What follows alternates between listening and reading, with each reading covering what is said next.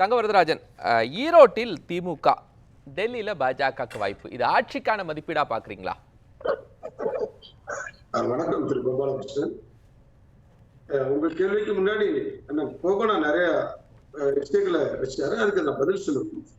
பொதுவா காங்கிரசுடைய மனநிலை என்ன இருக்குன்னு சொன்னால், ராகுல் காந்தி எந்த அளவுக்கு மனக்குழப்பத்தில் இருக்கிறாரோ அதே போல கோபண்ணா அவர்கள் ஒரு மனக்குழப்பத்தில் இருக்கிறார். அதாவது காங்கிரஸ் கட்சி என்ன நினைச்சது என்று சொன்னால், அதாவது 2024 பாராளுமன்ற தேர்தலில் உபியிலேயோ மகாராஷ்டிராவிலேயோ எங்களுக்கு சற்று சர்க்கிள் ஏற்பட்டுச்சு. என்ன காரணம் என்று சொன்னால், அதாவது இந்த இண்டி பிளாக், அதாவது இண்டி கூட்டணி கட்சியினர் என்ன பண்ணாங்க பிரச்சாரம் என்று சொன்னால், நரேந்திர மோடி மீண்டும் வந்தால் கான்ஸ்டிடியூஷன் மாற்றப்படும், ரிசர்வேஷன் எல்லாம் எடுத்துருவார்.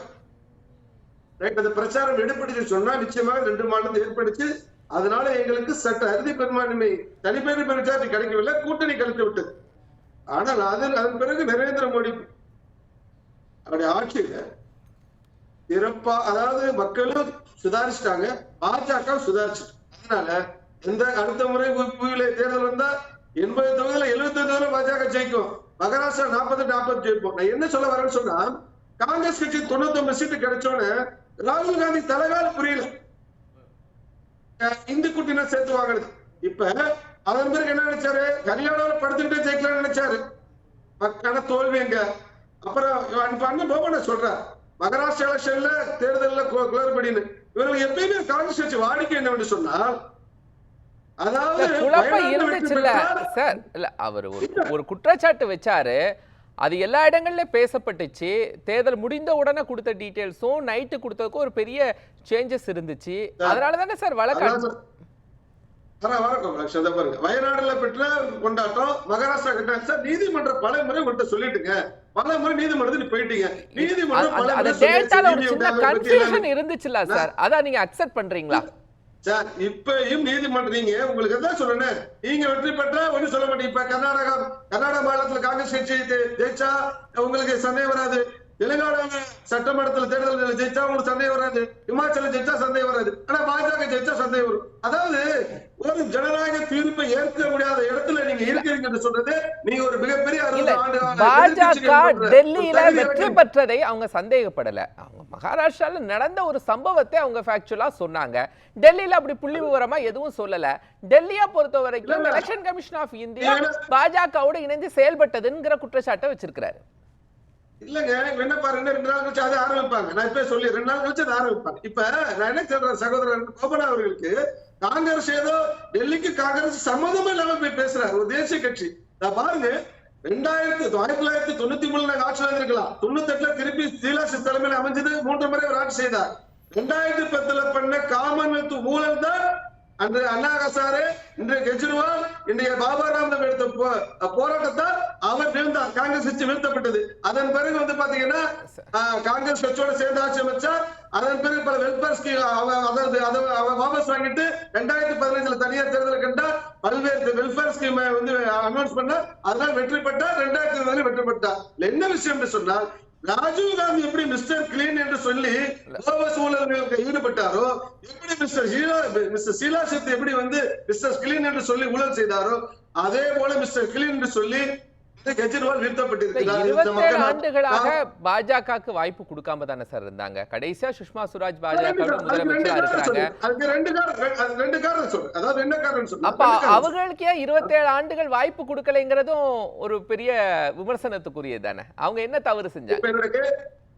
கேள்விக்கு பதில் சொன்னாதான் நிச்சயம். ஏன்னு கேட்டால் பாருங்க, இப்ப 27 ஆண்டுகள், அதாவது இன்னைக்கு வந்து 27 ஆண்டுகளாக உண்மையாக பெரிய பேச 10 ஆண்டுகள்ல தான் அதிகமாக வந்து கொடுக்கப்பட்டுச்சு.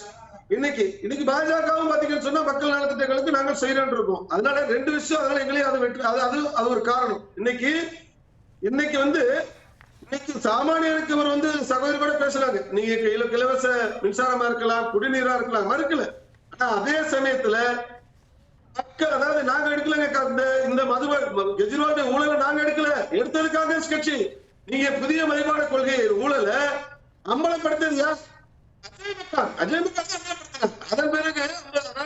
அரவிந்த் கெஜ்ரிவால் அறிவித்த எந்த நலத்திட்டங்களையும் கட்டமைப்பு வளர்ச்சியையும் செயல்படுத்துறதுக்கான நிதியை பாஜக அரசு கொடுக்கவில்லை. இன்னைக்கு நாங்க ரெட்டை இன்ஜின் சர்க்கார் வந்தோம் அப்படின்னு சொன்னா நாங்க நடைமுறைப்படுத்திடுவோம் அப்படிங்கிற நீங்க ஒரு ப்ராமிஸ கொடுக்குறீங்க. இதே அரவிந்த் கெஜ்ரிவால் ஆட்சியில நீங்க நிதி கொடுக்கலையே சார். இவர் பிராமிஸ் கொடுத்தா மட்டும் போட்டுற மாட்டாங்க சார். நீங்க வந்து அப்படி பாத்தீங்கன்னு சொன்னா காங்கிரஸ் கொடுத்த பிராமிஸ் எல்லாம் 4% ஓட்டு போட்டுருக்காங்க. பாக்கணும்னா நீங்க பிராமிஸ் கொடுத்த மட்டும் போட மாட்டாங்க. நான் சொல்ல வர அதான் வர வந்துடலாம். இப்ப அந்த ஊழலை அம்பலப்படுத்துறது நாங்கல்ல. அதன் பிறகு ஊழல் அம்பலமாகி மணி லாண்டரிங் ஆகணும்னால ஈழி உள்ள வந்துச்சு. இதை வச்சு கெஜ்ரிவால் தப்பிச்சுட்டே இருந்தாரு. அது வந்து இப்ப பாருங்க, 2 விஷயத்தை அந்த இடத்துல நீங்க வந்து பேசணும். எங்களை அழிக்க வேண்டும் என்பதற்காக கெஜ்ரிவாலோட சேர்ந்து எங்களை அழிக்க வேண்டும் என்பதற்காக காங்கிரஸ் முயற்சிக்கு மக்கள் காங்கிரஸ் இல்லாத இடத்திலமாக்கி விட்டாங்க, கெஜ்ரிவால் இல்லாம விட்டாங்க. நீங்க பாருங்க ஒரு விஷயத்த சகோதரர், நீங்க பாருங்க. இப்ப பாஜக வெற்றி தொடர்ந்து பெறுவதற்கு காரணம் என்ன காரணம் சொல்றேன். நாங்கள் எங்க வாக்குறுதி கொடுத்தாலும் சரி, கர்நாடகாவில் காங்கிரஸ் வாக்குறுதி கொடுத்து நிறைவேற்றமில்ல, தென்கானாவில் நிறைவேற்றமில்ல, இன்னைக்கு ஹிமாச்சல சம்பளம் கூட அரசு ஊழியருக்கு பணம் இல்லை. ஆனா பாஜக அப்படி இல்ல. இன்னைக்கு பாருங்க, நீ உதாரணத்துக்கு கெஜ்ரிவாலுக்கும் எங்களுக்கும் இல்ல டெல்லியில நடந்த விஷயத்தை நீங்கள் ஆளுகின்ற மாநிலங்கள்ல நிதி தேவைன்னா மத்திய அரசுல இருந்து நீங்க ஒதுக்கிக்கிறீங்க. உங்களுடைய கட்சி ஆட்சியில் இல்லாத மாநிலங்களுக்கோ இல்ல உங்களுடைய கூட்டணியில இல்லாத கட்சிகள் ஆளும் மாநிலங்களுக்கோ நீங்க நிதி ஒதுக்க மாட்டீங்க. எங்களிடம் திட்டம் இருக்கும். நாங்கள் இலவசங்கள் கொடுத்தால் நீங்கள் மூலதனத்திலிருந்து எப்படி அதை கொடுக்க வேண்டும் எங்களிடம் திட்டம் இருக்கிறது. உங்களிடம் நீங்க கடன் வாங்கி கொடுக்க இடத்துல இருக்கீங்க. இதான் விஷயம். நான் வந்துடுறப்ப இப்ப நீங்க பாருங்க, போன முறை டெல்லியில அதாவது லோயர் இன்கம் இருக்கக்கூடிய பகுதியில வந்து பாத்தீங்கன்னு சொன்னா 32 தொகுதி. அதுல ஆம் ஆத்மி வந்து பாத்தீங்கன்னு சொன்னா வெற்றி பெற்றது 29 தொகுதி. நாங்க வெறும் 3 தான் வெற்றி பெற்றோம். இன்னைக்கு லோயர் இன்கம் இருக்கிற பகுதியில பாருங்க, நாங்க வெற்றி இருக்கிறது 20, 17 தொகுதி ஆம் ஆத்மியோட கூட வந்திருக்கிறோம். அதே போல காரணம் என்ன? அதிகமா வந்ததுக்கான காரணம் என்ன? ஏதாவது ரீசன்ஸ் வேணும்ல? என்ன காரணத்தால வந்துச்சு?